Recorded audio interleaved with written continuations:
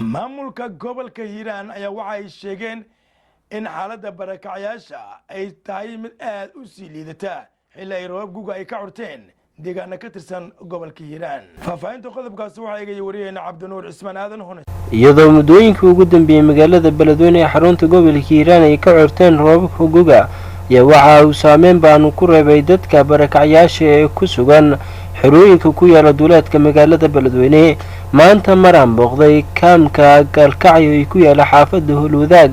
ayaan waxaan la kulmay qaar ka mid ah dadka barakacayaasha kaamka Gaalkacyo waxayna ii sheegeen in xaalad aad u daran ay soo wajahday maadaama ay degan yihiin guryo ka samaysan baco iyo marooyin, taasi oo ay ii sheegeen in xilliga roobka ay xaalad adag ay soo wajahayso. gudoomiyaha Gaalkacyo barakaca Gaalkacyaan ahay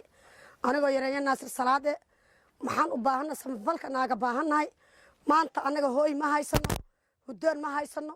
meel aan maanta ku tirsanahay afarta xaafad meel aan haysano midna ma laha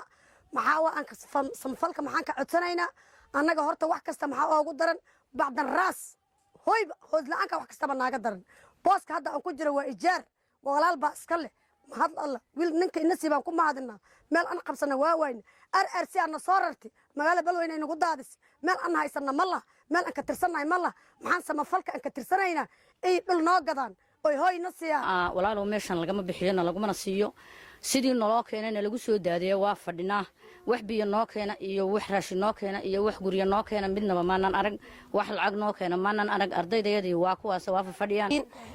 meesha aan deganahay waad u jeedin kaamka waa u jeedin bac ma haysano waxba ma haysano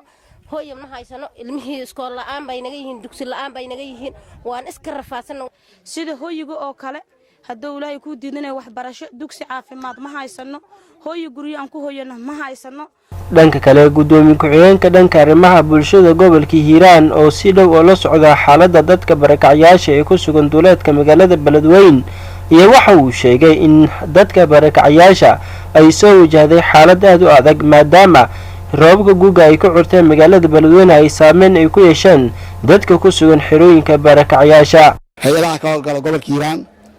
gaar ahaan magaalada madaxda Beledweyne waxaan ka rajaynaynaa insha Allah maadaama xilli roobeed lagu jiro roobkii dhawaan da'ayna ay badanaa saameyn badan ay ku yeesheen barakacayaasha oo meel ay ka galaan hooy aysan lahayn oo ay ka galaan ama waxba aanan u dhisnayn marka waxaan rajaynayaa hay'adaha isu xilqaamay inay kaamamka ay u dhisaan barakacayaasha ay u dhisaan bacaha iyo u nidaamiyey in taasoo kale ay tagaan hay'adda afro kale ay tagto hay'adahan kale yacni magartay safa oo runtii ayadana mas'uulaha ayaantan ka wada in iyadana ay fiiriso maadaama ay baahiyaal badan ay hadda ay jiraan oo roob ay da'een oo roobka saameyn badan ay ku yeesheen gaar ahaan kaamka Gaalkacyo oo dad danyar ay degan yihiin oo markii horena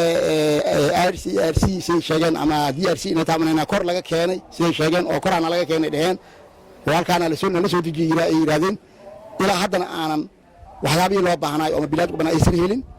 waxaan marka ku boorinayaa intuu Ilaahay yiraahdo hay'adaha samafalka ku sugan magaalada Beledweyne inay si degdeg ah ay marka u gaaraan cabashada dadka barakacayaasha ee ku sugan kaamka Gaalkacyo ku yaala xaafadda Hulwadaag ee magaalada Beledweyne ayaa waxay ku soo beegmaysaa xilli hay'adaha samafalka ee ka howlgala magaalada Beledweyne muddooyinkii ugu dambeeyay ay bixinayeen deeqo lacagaha oo loogu talagalay dadka barakacayaasha balse weli waxaa cabasho ay ka imaanaysaa dadka barakacayaasha ee ku sugan xerooyinka ku yaala gudaha magaalada Beledweyne. Cabdinuur Cismaan Aadan Carays, Radio Wadaniyan TV, magaalada Beledweyne.